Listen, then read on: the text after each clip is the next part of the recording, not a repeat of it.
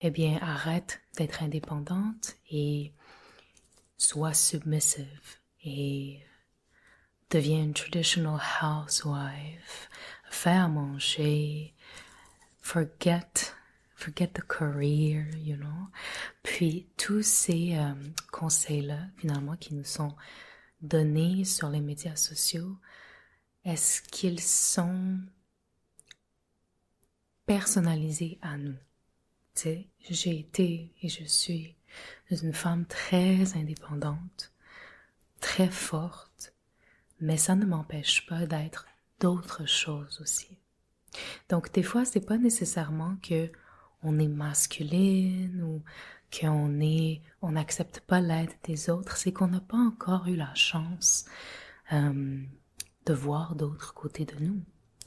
Et le niveau auquel tu es capable d'être indépendante, d'être forte, c'est aussi le niveau auquel tu vas être capable, à mon avis, de recevoir et de te laisser bercer un peu par la vie, les gens qui vont faire partie de ta vie que tu n'as pas nécessairement encore rencontrés, qui vont être là pour toi et qui vont savoir t'épauler et t'aimer de la bonne façon. C'est juste des côtés de nous qu'on n'a pas encore explorés, ok? Mais aujourd'hui, je pense que c'est important de te nommer quelques petits trucs qui m'ont aidé personnellement à sortir de l'hyper-indépendance dans les relations et surtout dans le début des relations. Parce que quand on se fait confiance à nous et qu'on a toujours eu seulement nous et on ne pouvait compter que sur nous-mêmes, évidemment que quelqu'un qui arrive dans ta vie n'a pas ta confiance directement et des fois ça peut laisser sous-entendre qu'on n'a pas besoin de l'autre. Dans aucun cas, je suis en train de dire que ça s'applique à tout le monde, mais ça, c'est vraiment pour mes femmes hyper indépendantes qui n'ont pas besoin d'aide, tu sais, qui sont dans le mindset de ben, je peux tout faire moi-même et j'ai été déçue tellement de fois et peut-être que les hommes dans notre vie n'ont pas été les meilleurs exemples. Qu'est-ce qu'on fait par rapport à ça? Ok. Donc, numéro 1,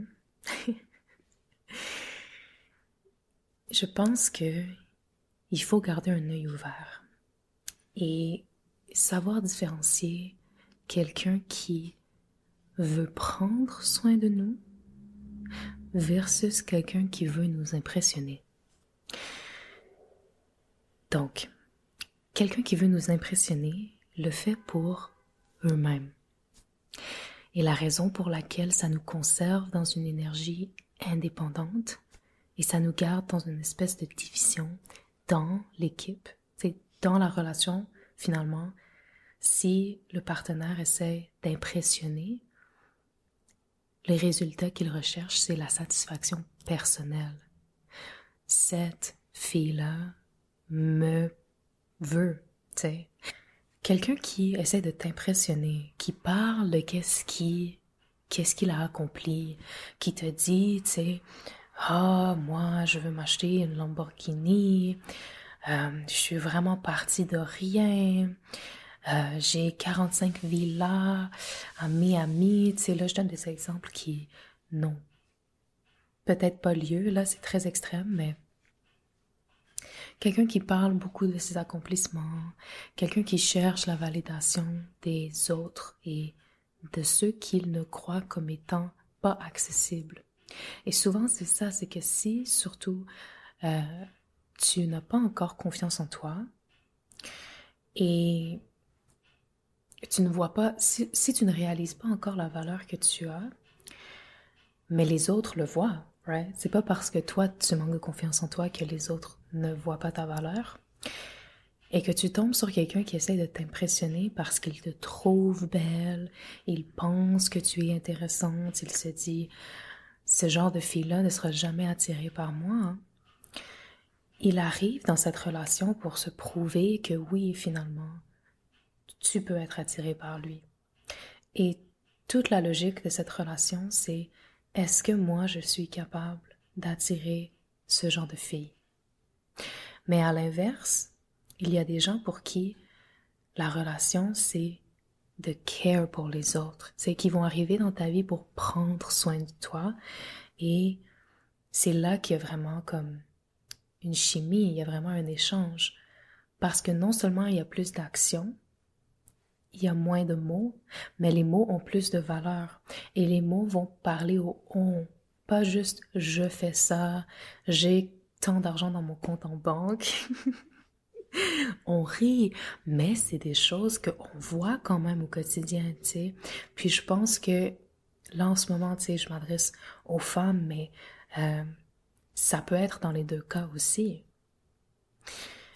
Quand on parle de nos accomplissements, on parle de qu'est-ce qu'on a fait, c'est quoi nos objectifs. Des fois, c'est des bonnes conversations à avoir au début pour comprendre si on va dans la même direction, mais toujours les objectifs doivent être vus comme mutuels, partagés. C'est ça le but, c'est ça le point, tu sais. Si la personne ne t'inclut pas, si la personne n'est pas intéressée à faire partie de ta vie en ce moment et d'améliorer ta vie en ce moment, les chances sont faibles que dans le futur, c'est ce qui va arriver. Donc ça, c'est vraiment ma fondation. Je pense que l'important, s'il y a une chose à retenir, c'est réellement de faire la différenciation entre quelqu'un qui veut t'impressionner, qui te fait peut-être des déclarations grandioses, qui essaie très, très, très, très fort, mais au moment où tu te dis, OK, je vais lui donner une chance, cette personne-là disparaît. C'est des gens qui sont accros à la chasse et qui ne seront jamais capables de s'engager parce qu'ils savent très bien qu'au final, ils n'ont rien à offrir. Ils ne s'aiment pas. Et c'est pour ça que tous les accomplissements du passé doivent être la source de validation. Et tu fais partie de la source de validation. Si tu donnes à cette personne-là de ton temps, si tu donnes à cette personne-là de ton énergie, elle se dit, si cette personne-là, aussi belle, aussi charismatique, aussi gentille, aussi intéressante, m'accorde du temps, ça doit être parce que je suis quelqu'un d'incroyable.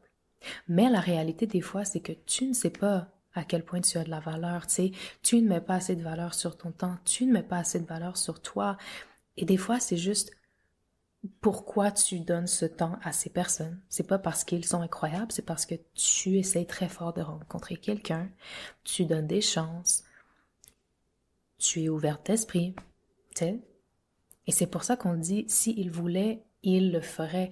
Mais je pense que la vérité, ce n'est pas s'il le voulait, il le ferait. C'est certaines personnes ne sont pas capables de donner. Ils cherchent juste à impressionner. Et c'est important de réaliser ça rapidement. Quelqu'un qui te montre son compte de banque, quelqu'un qui te parle de l'auto de luxe qu'il veut s'acheter et de ce genre de choses-là, ne parle pas de projet commun et surtout ne s'intéresse pas à toi. Et ne se demande pas comment est-ce que je peux rendre cette personne-là heureuse. Et quand le partenaire ne se pose pas ces questions, on ne se les pose pas non plus et on devient hyper indépendant.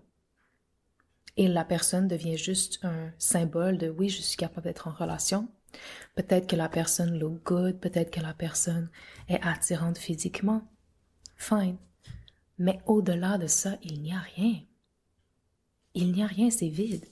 Il n'y a pas de projet commun, il n'y a pas d'intérêt. There's nothing there, tu sais. Donc ça, c'est le numéro 1. Numéro 2, il faut communiquer, ok? Il faut vraiment communiquer. Je vais donner un exemple de une de mes amies qui est une femme exceptionnelle. Et elle fait des crises de panique, ok? She has panic attacks. And she was dating this guy, she's still dating this guy. Des fois, elle avait des crises de panique. Mais pour ne pas être un fardeau, prétend que ce n'est pas une crise de panique et lorsque demandé si elle a besoin d'aide, est-ce qu'il y a quelque chose que je peux faire, est-ce qu'il y a quelque chose, est-ce que tout va bien, parce que moi je vais aller me coucher, je me lève tôt demain, je travaille. La réponse c'est non, ne t'inquiète pas, tout va bien, j'ai juste des crampes menstruelles, ne t'inquiète pas. Mais la vérité, c'est qu'elle a des crises de panique et qu'elle a besoin d'aide, tu sais. Et elle se retrouve à se cacher, à prétendre qu'elle n'a pas des crises de panique et à se sentir un peu abandonnée. Et c'est ce que je lui ai dit, c'est un élément de toi, une partie de toi qui va rester toute ta vie. Tu vas toujours avoir des crises de panique. Et donc, tu as besoin d'être avec quelqu'un qui va être capable de t'assister dans ces moments-là. Mais surtout, quand on cache quelque chose à quelqu'un, quand on lui enlève l'opportunité de nous aider, on s'enlève aussi l'opportunité de voir si c'est une personne qui est réellement pour nous. C'est-à-dire que si tu me dis que tout va bien, moi je te fais confiance. Et donc si tu me dis que c'est correct, si je vais me coucher, moi je te fais confiance. Mais après tu te fâches, puis tu sens que tu n'es pas aidé, tu n'es pas épaulé. Parce que tu n'es pas capable de communiquer, parce que tu n'es pas capable de t'ouvrir, d'être vulnérable, puis de dire non, j'ai besoin d'aide, j'ai besoin de ta présence, ou peut-être même, écoute, je fais des crises de panique, pour l'instant, j'aimerais mieux régler ça toute seule, mais éventuellement, j'aimerais être capable d'avoir ton aide, et c'est ce genre de choses-là qui crée une vraie relation. C'est quand on partage des parties vulnérables, personnelles, intimes, de nous, avec les autres, et qu'on leur donne une chance de nous aider.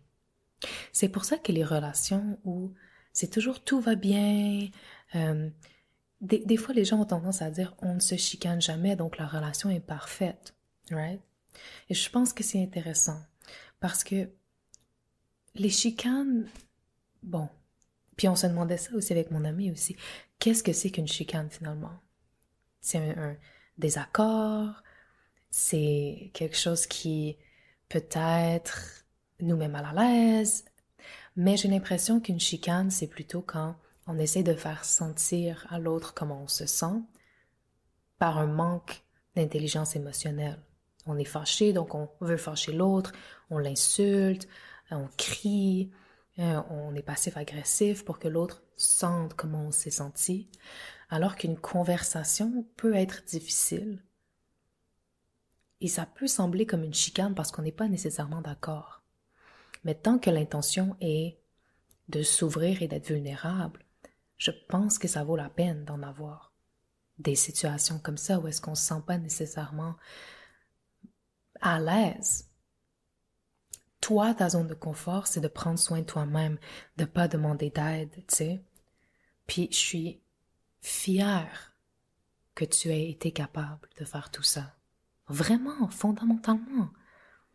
Mais quand quelqu'un te donne l'opportunité de t'aider, prends-la et ouvre-toi et communique. Et ça ne va pas être facile, ok? Ça va pas être facile. Je dis pas que ça va être facile, mais ça va en valoir la peine. Et ça, c'est un exemple, mais des fois, c'est simplement quand on dit oui, ça va bien, mais ça ne va pas bien. Dire réellement comment on se sent, réellement les situations dans lesquelles on est, de pas essayer d'être la chill girl, tu comprends, qui a jamais de problème, qui a jamais besoin d'aide. La fille qui a pas besoin de rien, low maintenance, low effort. Pourquoi tu veux être low maintenance and low effort? Tu sais, tu as tellement de valeur et évidemment que la bonne personne veut travailler pour continuer à te garder. C'est comme ça qu'on accorde de l'importance à quelque chose. Plus on investit, que ce soit émotionnellement, financièrement, au niveau du temps, plus on investit, plus on est attaché. Ça va dans les deux sens. Donc des fois, quand tu te dis ben, je veux juste pas être un burden, je veux juste pas être difficile, je veux vraiment pas être un problème, c'est là que tu ne réalises pas à quel point toute la magie d'une relation, toute la beauté d'une relation se cache dans ces moments-là. Quand on partage un struggle avec quelqu'un, quand on vit quelque chose de un petit peu plus deep avec quelqu'un, c'est là qu'on transcende le niveau de superficiel, puis on va un peu plus loin, puis on commence à construire le pont entre une relation à premier degré à une relation à un deuxième degré, tu sais. Puis plus on communique, plus on partage comme on se sent, plus c'est deep. Troisième, ok, petit conseil, mais que celui-là, c'est vraiment, il faut vraiment le faire, ok? Il faut vraiment que tu le fasses. C'est de dire comment tu te sens. Ça va avec la communication.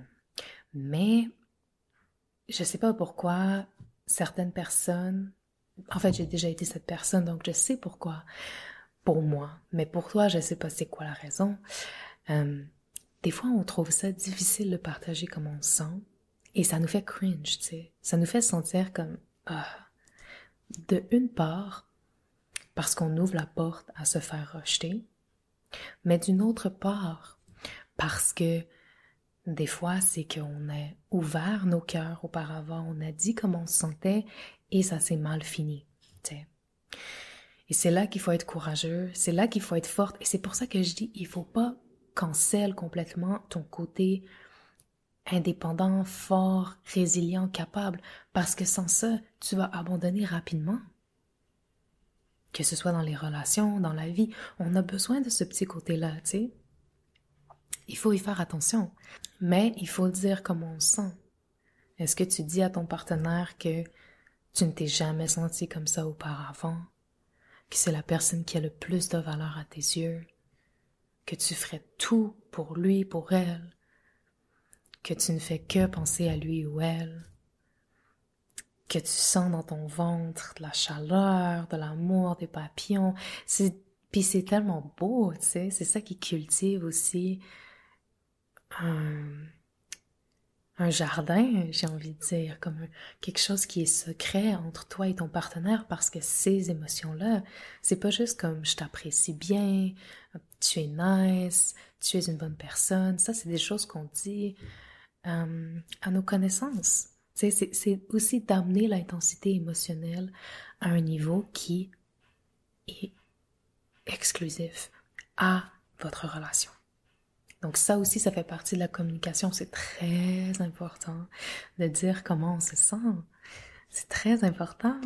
C'est le fun aussi d'être vulnérable. Puis vraiment là, n'ayez pas peur d'être quétaine, n'ayez pas peur d'être cringe. Parce que quelqu'un qui est en amour avec vous va adorer ce genre de choses-là.